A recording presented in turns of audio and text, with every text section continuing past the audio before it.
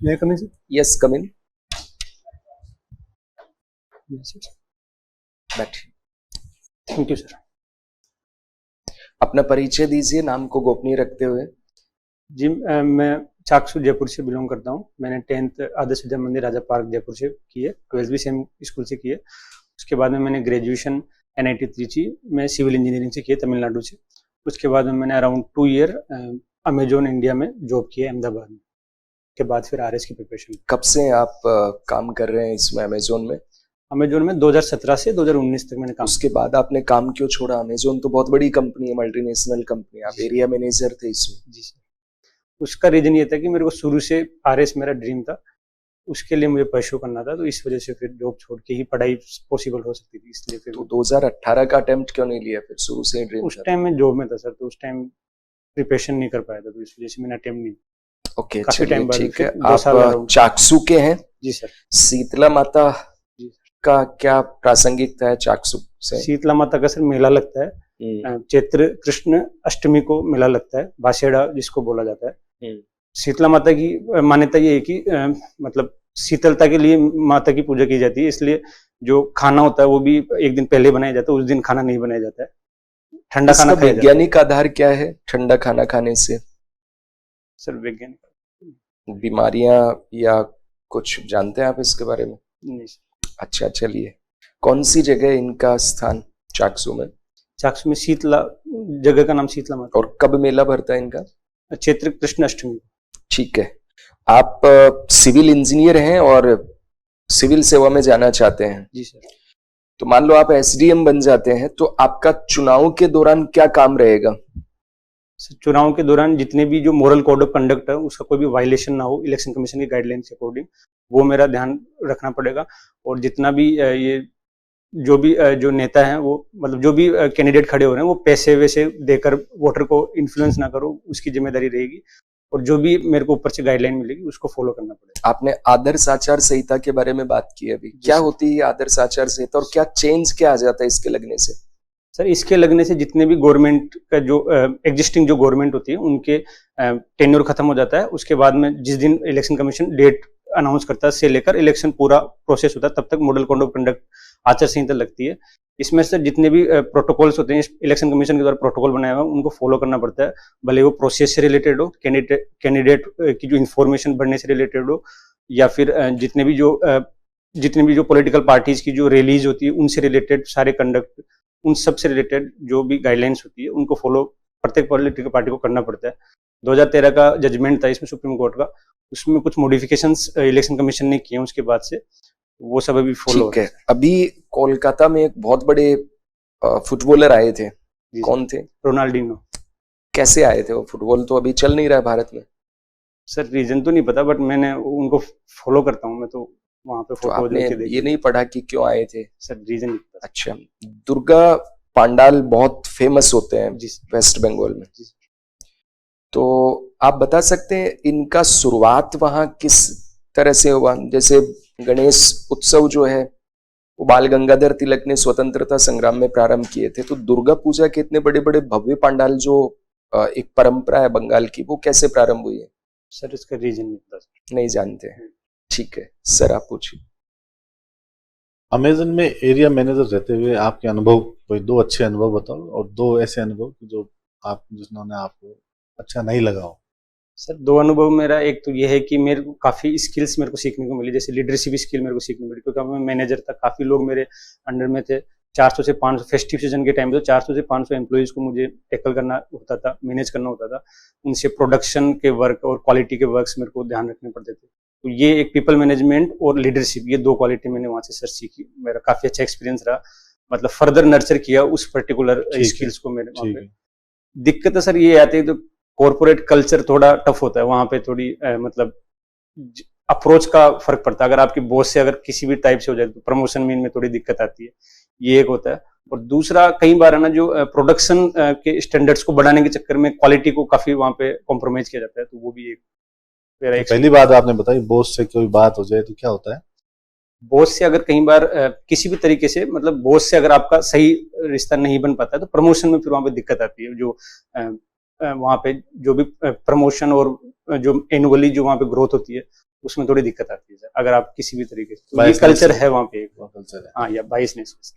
चलिए, अमेजन के अलावा और कौन कौन से शॉपिंग प्लेटफॉर्म है जो भारत में एक्टिव है?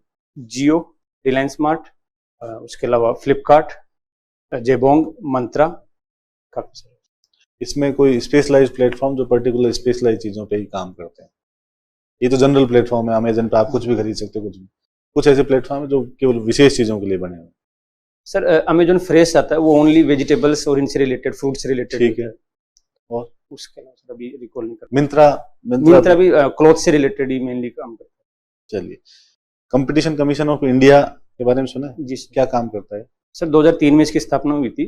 पहले ये होता था कि मतलब मोनोपोली को रोकने के लिए कंपटीशन कमीशन का मेनली स्थापना की गई थी आफ्टर जो नई इकोनॉमिक रिफॉर्म्स हुए थे 1991 के बाद में, उसी के मद्देनजर इसको अपग्रेड करने के चक्कर में ये वाले कंपटीशन कमीशन की स्थापना हुई 2003 में। इसमें सर मेनली जो किसी भी तरीके से किसी भी फील्ड में, किसी भी सेक्टर में मोनोपोली ना हो, उस मोनोपोलिस्टिक जो ट्रेड्स हैं उनको रोका जाए, उन सभी व्यवस्था को रोकने के लिए। अमेजन पे भी ऐसे एलिगेशन आते हैं कई बार। हाँ सर। कैसे, थोड़ा बताओ सर। उसमें मेनली ये होता है कि कई बार होता है ना कि अभी जो नई गाइडलाइंस है उसके अकॉर्डिंग तो ऐसा होता है कि आप सेलर है ना 25%, एक पर्टिकुलर सेलर से आप मैक्सिमम 25% जितना ही आप इन्वेंट्री ले सकते हो। पहले ऐसा नहीं था, 2019 में ये रूल है, उससे पहले ये रूल नहीं था। उसमें कई बार क्या होता था कि जो पर्टिकुलर मोबाइल फोन की अगर कोई सेल लग रही है तो वो सेल पूरा का पूरा अमेजोन में लगती थी, फिर किसी दूसरे प्लेटफॉर्म पे वो नहीं लगती थी। तो ये सब काफी बार अमेजोन ने किया, क्योंकि अमेजोन के पास मतलब पैसा काफी है, क्योंकि विदेशी कंपनी, पैसा काफी है, तो ऐसे करके वो लुक्रेटिव पैकेजेस दे देके पूरा का पूरा मोनोपोली, काफी सारी जो प्रोडक्ट्स होते थे ना मोबाइल वाले, मतलब ऑटो ये वाले मोबाइल जो प्रोडक्ट, उनमें वो एलिगेशन लगे थे। आप भी इन्वॉल्व रहे होंगे क्योंकि आप उस दौरान इसी जॉब में? नहीं सर, मेरा जॉब थोड़ा एरिया मैनेजर, मतलब इनबाउंड वाला था। मेरा जो भी सेलर से जो भी इन्वेंट्री आती थी उसका इन्वेंट्री में ढंग से मेरे को मतलब स्टॉक करना, रिसीव करना, ये वाले वर्क मेरा था। ये सेलर वाले जो मार्केटिंग वाले में मेरा नहीं। मार्केटिंग वाले में आपने। चलिए, आपने ये देखा होगा जितने भी प्लेटफॉर्म्स हैं टाइम टू टाइम सेल निकालते हैं, और बाजार में जो चीजें हमें 100 रुपए मिल रही होती है वो ये 60 रुपए में, 70 रुपए में दे देते हैं। जी सर। कैसे कर पाते हैं सर? वो ब्रेक इवन पॉइंट करके होता है। अगर आप पर्टिकुलर चीज को इतना मतलब एक फिक्स क्वांटिटी आप सेल कर देते हो, उसके बाद में फिर आपके प्रॉफिट ही प्रॉफिट होता है। तो बस यही फिलोसॉफी इसमें यूज की जाती है। जो सेलर होते हैं उनसे बहुत सारी क्वांटिटी ले ली जाती है, थोड़ा बहुत डिस्काउंट कर दिया जाता है उनको। उसके बाद में एक पर्टिकुलर ब्रेक इवन पॉइंट आने के बाद में आपको फिर प्रॉफिट ही होगा। वो उस हिसाब से कैलकुलेशन करके वो रखते हैं पहले से। एनपीए क्या होता है बैंकों के अंदर? Non performing assets. उसके डेफिनेशन क्या है? Sir after 19 days SMA 0, SMA 1 और SMA 2 account, special mention account होते हैं 90 डेज के बाद। 90 डेज के बाद में फिर जो भी असेट जो जिससे रिकवरी बैंक को अगर नहीं मिल रही है तो वो फिर नॉन परफॉर्मिंग असेट में कन्वर्ट हो जाता है। ठीक है, तो ये जो एनपीए है इनकी रिकवरी के लिए क्या क्या प्रयास किए गए? एक दो कोई प्रयास बताएं। जी सर, इनके लिए सर जो स्पेशल रिकवरी ट्राइब्यूनल्स हैं वो बनाए गए हैं। उसके अलावा सार्फा SI एक्ट 2002 में आया था, इसके रिगार्डिंग बेड बैंक्स बना सकता है ताकि उनके जो असेट्स है वो खराब ना दिखें। बेड बैंक बन चुके हैं भारत में? काफी सारे बैंक बनाते हैं सर बेड बैंक। काफी सारे हैं क्या एक ही है? सर ऐसे एग्जैक्ट तो नहीं पता, बट बेड बैंक ऐसे एस्टेब्लिश कर सकते हैं बैंकों के पास ये सुविधा। मतलब हो गया क्या बेड बैंक में, तो ये पूछ रहा हूँ। एग्जैक्टली नहीं पता। ठीक है। उसके अलावा IBC जो इंसॉल्वेंसी एंड बैंक्रप्सी कोड है वो 2016 में है, तो उसके बाद से काफी सारे रिकवरी इसमें की जा रही है। 3 साल का इसमें पीरियड होता है, उसमें रिकवरी की जाती है। ठीक है। हम जो यहाँ से निर्यात करते हैं, एक्सपोर्ट करते हैं, क्या उस पर GST लगता है? जी सर। इम्पोर्ट पे? इम्पोर्ट पे भी लगता है, कस्टम ड्यूटी लगता है। कस्टम ड्यूटी, GST नहीं लगता है? GST बेसिक कस्टम ड्यूटी को छोड़ के जो अदर कस्टम ड्यूटी है उन पे फिर GST लगता है। अच्छा, उन पे GST लगता है। बढ़िया। मध्यकाल के अंदर सूफी संत हुए हैं खूब सारे। इन सूफी संतों का समाज में आप क्या योगदान देखते हैं?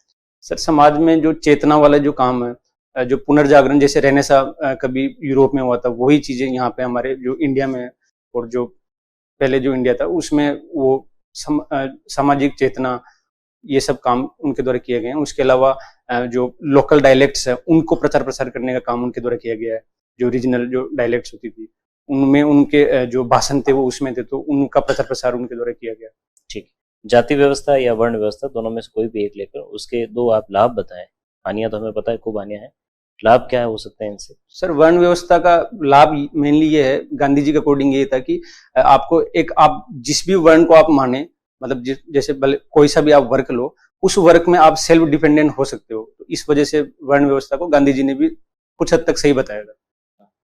प्राचीन भारत, मध्यकालीन भारत और आधुनिक भारत, इन तीनों में महिलाओं की स्थिति का किस तरह से तुलनात्मक जो है यहाँ पर हम ट्रांसफॉर्मेशन देखते हैं, अलग अलग काल में उनकी अलग अलग स्थितियां थी, बहुत ही शॉर्ट में आप बताएं।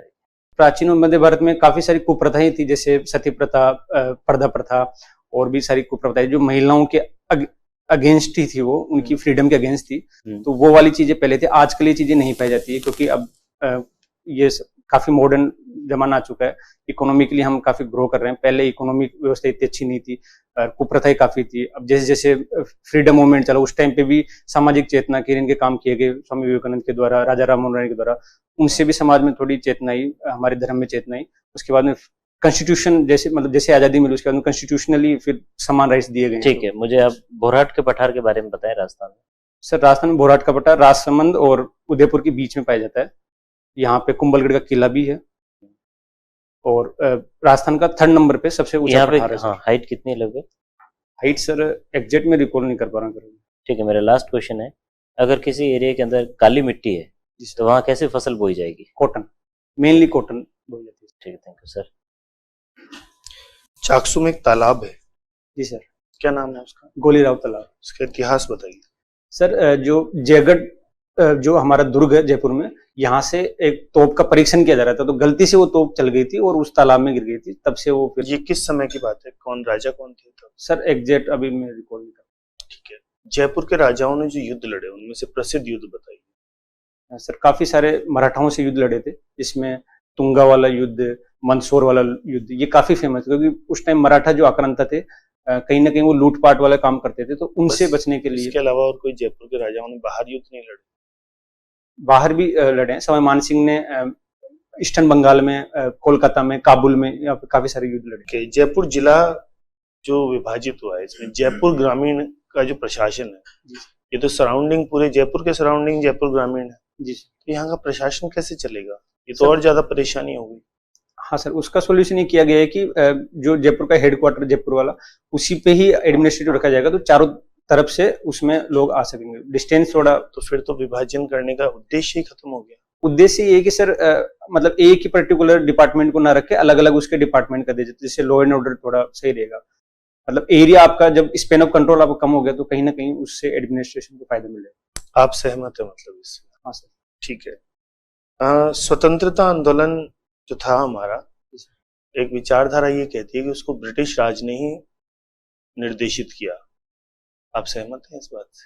नहीं सर, मैं इस विचारधारा से सहमत नहीं हूँ, क्योंकि सर कहीं ना कहीं कांग्रेस की स्थापना भले ही ए.ओ. ह्यूम ने की है, और वो मतलब काफी जो ब्रिटिशर्स जो गवर्नर थे उस टाइम के, जो डफरिन थे, लॉर्ड डफरिन, उनसे उनके काफी अच्छे संबंध थे। लेकिन कहीं ना कहीं डफरिन ने ही बोला था कि एक सेफ्टी वॉल की तरह हम आप कोई ना कोई एक ऑर्गेनाइजेशन होनी चाहिए, तो उनके निर्देश पे उन्होंने किया था। लेकिन उसका कतई मतलब ये नहीं है कि अंग्रेजों के द्वारा ही पूरा वो चलाया हुआ। दो कारण ऐसे बताइए जिसकी वजह से गांधी जी ने सविनय अवज्ञा आंदोलन चलाया। जी सर, इसमें 2 रीजन ये हैं कि एक तो उस टाइम पे जो रिवोल्यूशनरी मूवमेंट थे, कम्युनिस्ट मूवमेंट या फिर रिवोल्यूशनरी मूवमेंट, वो काफी ज्यादा था और उनको सप्रेस किया जा सकता था ब्रिटिशर्स के द्वारा।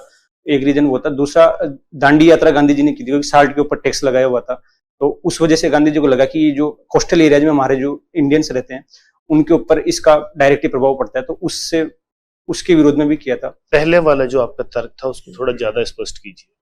सर उसमें रिवोल्यूशनरी मूवमेंट काफी चल रहे थे, जैसे HRA, HSRA, IRA, ऐसे काफी सारे संगठन बने हुए थे। भगत सिंह, काफी सारे, चंद्रशेखर आजाद, उनके खिलाफ कहीं ना कहीं गांधी जी को ये लग रहा था कि ये जो रिवोल्यूशनरी मूवमेंट है, ये कहीं ना कहीं गलत डायरेक्शन में ना चला जाए, इसलिए एक ऐसा मूवमेंट चलाया जाए जिससे कि इसको हम ओवरशेडो कर सके, और ताकि उनके खिलाफ कोई गलत एक्शन ना। ठीक है। कालीबाई भील कहाँ की रहने वाली थी? डूंगरपुर। क्या किस्सा था? सर कालीबाई भील मतलब एक बालिका स्कूल में पढ़ती थी। उनके जो टीचर थे, उनके खिलाफ उस टाइम प्रजामंडल आंदोलन चल रहे थे, तो उनके टीचर के खिलाफ जो भी वहां पे सामंत थे, उन्होंने कुछ गलत कार्यवाही की, तो उनको लगा कि उनके टीचर को घसीट के लेके जाया जा रहा था उस टाइम, तो उन्होंने उनको बचाया, उनके टीचर को बचाया। इस चक्कर में उनकी फिर मौत भी हो गई थी। ठीक है सर। अभी हमारे देश के अंदर 1 नेशन 1 इलेक्शन का मुद्दा काफी चर्चा में था, तो इसके क्या क्या तो लाभ हैं यदि ये होता है तो, और क्या इसके चैलेंज है? सर लाभ तो मेनली यही है कि जो इलेक्शन का एक्सपेंडिचर होता है, क्योंकि अलग अलग राज्यों में 5 साल में बहुत सारे, एक साल में ही दो अलग अलग राज्यों में इनमें चुनाव होते रहते हैं, तो कहीं ना कहीं एक्सपेंडिचर के ऊपर कंट्रोल किया जा सकता है। इसको बार बार हर साल इलेक्शन में लगना पड़ता है, उनकी जो मशीनरी है वो कहीं ना कहीं वेस्ट होती है।